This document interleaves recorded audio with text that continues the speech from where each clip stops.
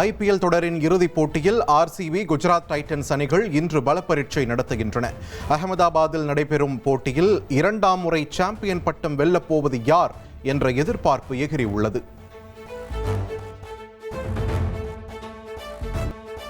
தமிழகத்தின் ஆனைமங்கல செப்பேடுகள் நெதர்லாந்தில் இருந்து இந்தியாவுக்கு கொண்டுவரப்பட்டது ஒட்டுமொத்த இந்தியர்களுக்கும் பெருமை என்று பிரதமர் மோடி தெரிவித்தார். மனதின் குரல் நிகழ்ச்சியில் நாட்டு மக்களுக்கு உரையாற்றிய அவர், இந்த செப்பேடுகள் சோழ பேரரசின் வலிமையை விவரிப்பதாக கூறினார். வெப்ப அலையில் இருந்து தற்காத்துக் கொள்ள பாரம்பரிய உணவுகளை உட்கொள்ள வேண்டும் என்று பிரதமர் மோடி கேட்டுக் கொண்டுள்ளார். அதிக அளவு நீரை பருகுங்கள், வெளியில் செல்லும் போது எச்சரிக்கையுடன் செல்லுங்கள் என்றும் பிரதமர் கூறியுள்ளார். IPL போட்டியில் RCB அணி 2வது கோப்பையை வெல்ல வேண்டி பெங்களூருவில் ரசிகர்கள் சிறப்பு பூஜை நடத்தினர்.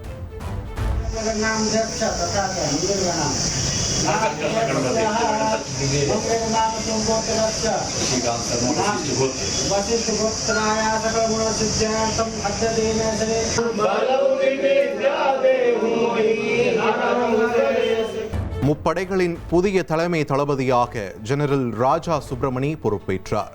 டெல்லி ராணுவ தலைமையகத்தில் நடைபெற்ற அணிவகுப்பு மரியாதையையும் அவர் ஏற்றுக்கொண்டார்.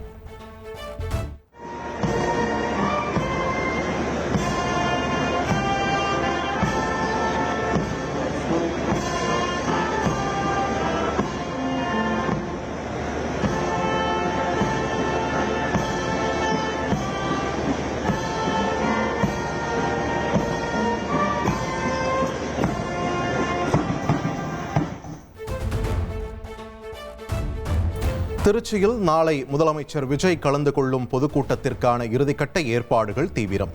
திருச்சி கிழக்கு தொகுதி மக்களுக்கு நன்றி சொல்லும் நிகழ்ச்சிக்காக சுமார் 10,000 பேர் அமரும் வகையில் பந்தல் அமைப்பு. கட்டிட மற்றும் திட்ட அனுமதிகளை அனைத்து உள்ளாட்சி அமைப்புகளும் குறிப்பிட்ட காலவரையறைக்குள் வழங்க வேண்டும் என்று தமிழக அரசு உத்தரவிட்டுள்ளது. திட்ட அனுமதிகள் உயர் அதிகாரிகளின் கண்காணிப்புடன் வழங்கப்பட வேண்டும் என அனைத்து மாநகராட்சி மற்றும் நகராட்சிகளுக்கு தமிழக அரசு உத்தரவு பிறப்பித்துள்ளது.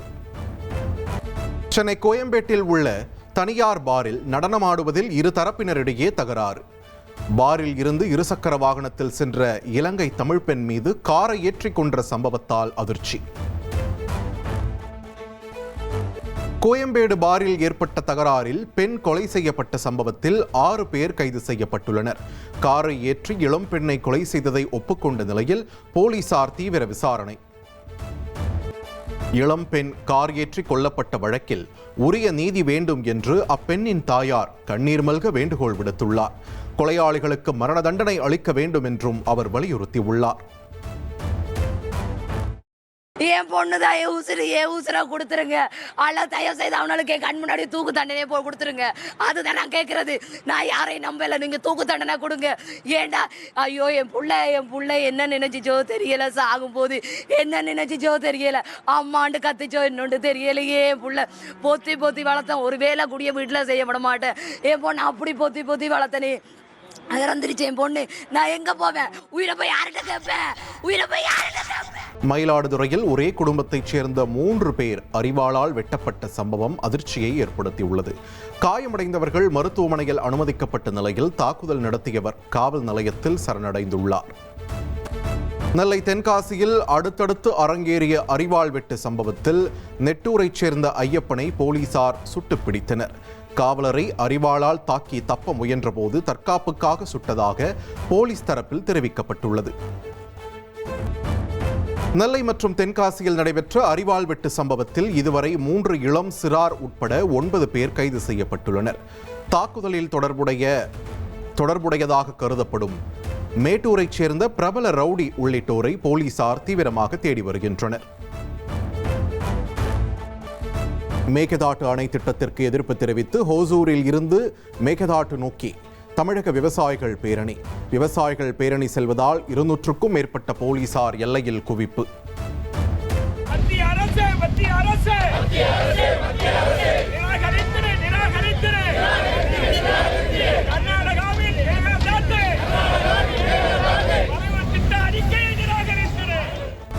உடல்நலக் குறைவால் காலமான நடிகரும் ரேசருமான அஜித்குமாரின் தாயார் உடல் தகனம் செய்யப்பட்டது. பெசன்ட் நகர் மின்மயானத்தில் நடைபெற்ற இறுதிச் சடங்கில் நடிகர் அஜித்குமாரின் குடும்பத்தினர் மற்றும் நெருங்கிய திரை நட்சத்திரங்கள் பங்கேற்று இறுதி அஞ்சலி செலுத்தினர்.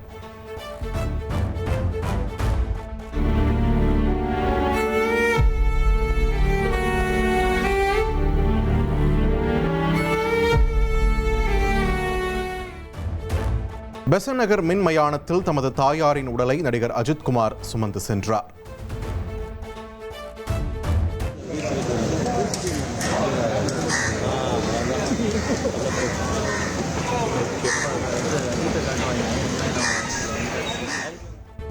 நடிகர் அஜித்குமார் தாயாரின் இறுதிச் சடங்கு நடைபெற்ற பெசன்ட் நகர் மின்மயானத்தில் 200க்கும் மேற்பட்ட போலீசார் பாதுகாப்பு பணியில் ஈடுபட்டனர். ஈஞ்சம்பாக்கம் இல்லத்தில் இருந்து வழி நெடுகிலும் உரிய பாதுகாப்பு அளித்த போலீசாருக்கு நடிகர் அஜித்குமார் நன்றி தெரிவித்தார். பாஜக முன்னாள் மாநில தலைவர் அண்ணாமலை புதிய கட்சி தொடங்க உள்ளதாக கூறப்படும் நிலையில் கோவை மற்றும் மதுரையில் அவருக்கு ஆதரவாக ஒட்டப்பட்டுள்ள போஸ்டர்கள் கவனம் பெற்றுள்ளன. ஜூன் 4ஆம் தேதி தமது பிறந்த நாளில் அண்ணாமலை முக்கிய அறிவிப்பை வெளியிட உள்ளதாகவும் தீயாய் தகவல் பரவி வருகிறது. டெல்லி மெஹ்ராலியில் 5 அடுக்கு குடியிருப்பு கட்டடம் இடிந்து விழுந்த விபத்தில் பலியானோர் எண்ணிக்கை 4ஆக உயர்வு. கட்டடத்தின் உரிமையாளர் மீது வழக்கு பதிவு செய்து போலீஸ் தீவிர விசாரணை. உத்தராகண்ட் மாநிலத்தில் பத்ரிநாத் யாத்திரை செல்லும் மலைப்பாதையில் சுமார் 30 கிலோமீட்டர் தொலைவுக்கு கடும் போக்குவரத்து நெரிசல் ஏற்பட்டுள்ளது. வாகனங்கள் நீண்ட வரிசையில் அணிவகுத்து நிற்பதால் ஆயிரக்கணக்கான பக்தர்கள் மலைப்பாதையில் சிக்கி தவிக்கின்றனர்.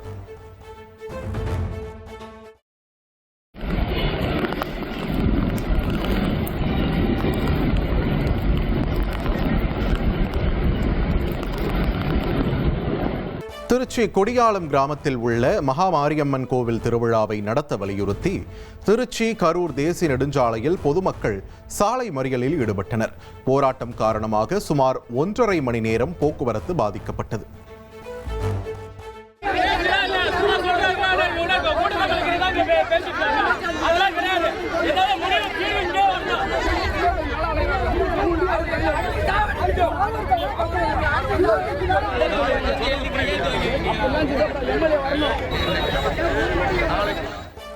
திருச்செந்தூர் சுப்பிரமணிய சுவாமி கோவிலில் விடுமுறை காரணமாக பக்தர்கள் கூட்டம் அலைமோதியது. கடலில் நீராடிவிட்டு சுமார் 5 மணி நேரம் காத்திருந்து பக்தர்கள் சுவாமி தரிசனம் செய்தனர். கோவை ஆர்எஸ் புரத்தில் நடைபெற்ற ஹாப்பி ஸ்ட்ரீட் நிகழ்ச்சியில் ஏராளமான இளைஞர்கள், பெண்கள், குழந்தைகள் பங்கேற்றனர். திரை இசை பாடல்களுக்கு நடனமாடி இளைஞர்கள் மகிழ்ச்சியை வெளிப்படுத்தினர். மேற்கு வங்கத்தில் முட்டை வீச்சு தாக்குதலுக்கு உள்ளான மம்தா பானர்ஜியின் மருமகனும் திரிணாமுல் காங்கிரஸ் எம்பியுமான அபிஷேக் பானர்ஜி மருத்துவமனையில் இருந்து டிஸ்சார்ஜ் செய்யப்பட்டார். அபிஷேக் பானர்ஜி மீது தாக்குதல் நடத்தியதாக இதுவரை 5 பேர் கைது செய்யப்பட்டுள்ளனர். காவல்துறையின் அழுத்தம் காரணமாகவே அபிஷேக் பானர்ஜி மருத்துவமனையில் இருந்து டிஸ்சார்ஜ் செய்யப்பட்டதாக மம்தா பானர்ஜி குற்றம் சாட்டியுள்ளார். தாக்குதலின் போது ஹெல்மெட் அணியாமல் இருந்திருந்தால் அபிஷேக் பானர்ஜி உயிரிழந்திருப்பார் என்றும் அவர் கவலை தெரிவித்துள்ளார்.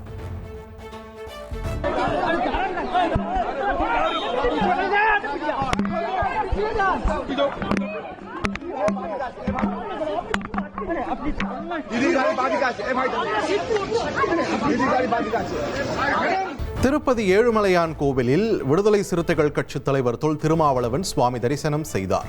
நாடு முழுவதும் ஆய்வுக் கூட்டங்களை முடித்து திருமலைக்கு வந்த நாடாளுமன்ற பாதுகாப்பு நிலைக்குழு உறுப்பினர்களுக்கு தேவஸ்தானம் சார்பில் பிரசாதம் வழங்கி கௌரவிக்கப்பட்டது.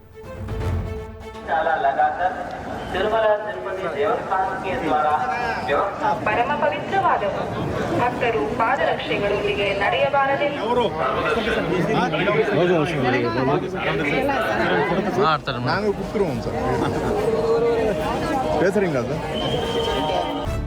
டெல்லி ஷாலிமார் பாக் பகுதியில் ஆக்கிரமித்து கட்டப்பட்டிருந்த சுமார் 150 வீடுகள் புல்டோசர்கள் மூலம் இடித்து அகற்றப்பட்டன. நீதிமன்ற கெடு முடிந்த நிலையில் போலீஸ் மற்றும் துணை ராணுவ படையினரின் பலத்த பாதுகாப்புடன் ஆக்கிரமிப்புகள் அகற்றப்பட்டன.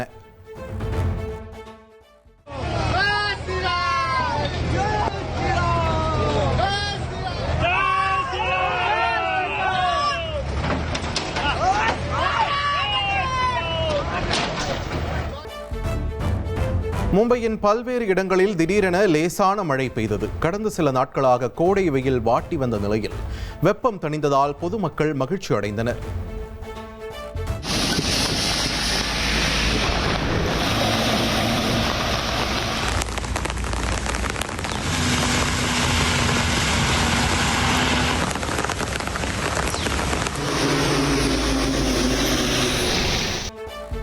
காஞ்சிபுரம் மாவட்டம் சோமங்கலம் அருகே குடும்ப தகராறு காரணமாக பூட்டியிருந்த வீட்டில் பெட்ரோல் குண்டு வீசப்பட்ட சம்பவம் பரபரப்பை ஏற்படுத்தியது. வீட்டில் ஆட்கள் இல்லாததால் பெரும் அசம்பாவிதம் தவிர்க்கப்பட்ட நிலையில் பெட்ரோல் குண்டு வீசிய இருவரை போலீசார் கைது செய்தனர்.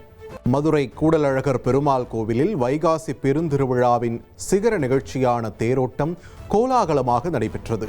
பக்தி முழக்கத்துடன் ஏராளமான பக்தர்கள் தேரை வடம் பிடித்து இழுத்தனர். மதுரை மாட்டுத்தாவணி பேருந்து நிலையத்தில் இருந்து சென்னை, திருச்சி உள்ளிட்ட நகரங்களுக்கு போதிய பேருந்துகள் இயக்கப்படவில்லை என்று பயணிகள் குற்றச்சாட்டு. 10 மணி நேரம் காத்திருந்தும் பேருந்துகள் கிடைக்கவில்லை என்று கூறி சாலை மறியலில் ஈடுபட்டதால் பரபரப்பு.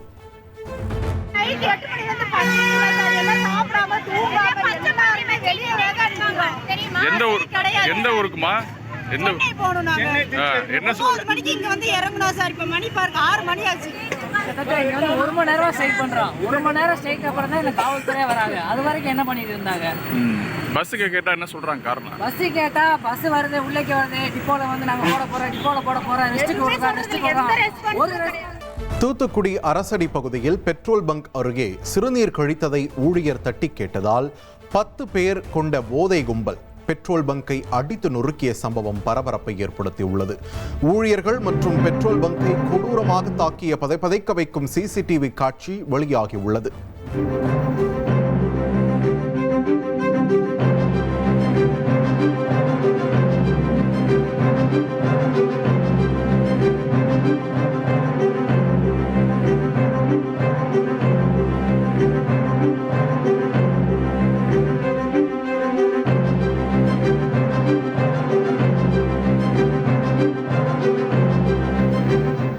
கிருஷ்ணகிரி மாவட்டத்தில் கடந்த 4 நாட்களாக தொடர்ந்து கனமழை பெய்து வருவதால் கேஆர்பி அணைக்கு நீர்வரத்து அதிகரித்துள்ளது. அணையில் இருந்து தண்ணீர் திறக்கப்பட்டுள்ளதால் கிருஷ்ணகிரி, தருமபுரி, திருவண்ணாமலை மாவட்டங்களில் வசிக்கும் ஆற்றங்கரையோர மக்கள் பாதுகாப்பாக இருக்குமாறு மாவட்ட நிர்வாகம் அறிவுறுத்தியுள்ளது. திருவண்ணாமலை அண்ணாமலையார் கோவிலில் கிரிவலம் முடித்த பக்தர்கள் சொந்த ஊர்களுக்கு திரும்ப ரயில் நிலையத்தில் குவிந்ததால் கூட்டம் அலைமோதியது. ரயிலில் இடம் பிடிக்க ஒருவர் முண்டியடித்துக் கொண்டு ஏறியதால் பதற்றம் நிலவியது. திருவண்ணாமலையில் வைகாசி மாத கிரிவலம் முடிந்து பக்தர்கள் சொந்த ஊர்களுக்கு திரும்பியதால் புறவழிச்சாலை உள்ளிட்ட பல்வேறு பகுதிகளில் போக்குவரத்து நெரிசல் ஏற்பட்டது. பல கிலோமீட்டர் தூரத்திற்கு வாகனங்கள் அணிவகுத்து நின்றதால் உள்ளூர் மக்கள் அவதிக்குள்ளாகினர். வார விடுமுறையை முன்னிட்டு ராமேஸ்வரம் ராமநாத சுவாமி கோவில்களில் ஏராளமான பக்தர்கள் குவிந்துள்ளனர். குற்றச்சம்பவங்கள் நடைபெறாமல் தடுப்பதற்காக ஏராளமான போலீசார் பாதுகாப்பு பணியில் ஈடுபடுத்தப்பட்டுள்ளனர். நீலகிரி மாவட்டம் முதுமலை வனப்பகுதியில் வாகன சவாரி செய்ய குவியும் சுற்றுலா பயணிகள். பச்சை பசேலென காட்சியளிக்கும் வனத்தில் உலாவரும் புள்ளி மான்கள், காட்டெருமைகளை கண்டு சுற்றுலா பயணிகள் உற்சாகம். கீழடியில் நடந்து வரும் 11ஆம் கட்ட அகழாய்வில் சுடுமண்ணால் செய்யப்பட்ட தட்டு மற்றும் வடிகால் அமைப்பு கண்டறியப்பட்டுள்ளது. இதுவரை 7 குழிகள் தோண்டப்பட்டுள்ள நிலையில் செங்கல் கட்டுமானம், சாய கிண்ணங்கள், சுடுமண் பானை, பாசிகள், தக்கழி, சுடுமண் குழாய் உள்ளிட்ட ஏராளமான பொருட்கள் கண்டறியப்பட்டுள்ளன.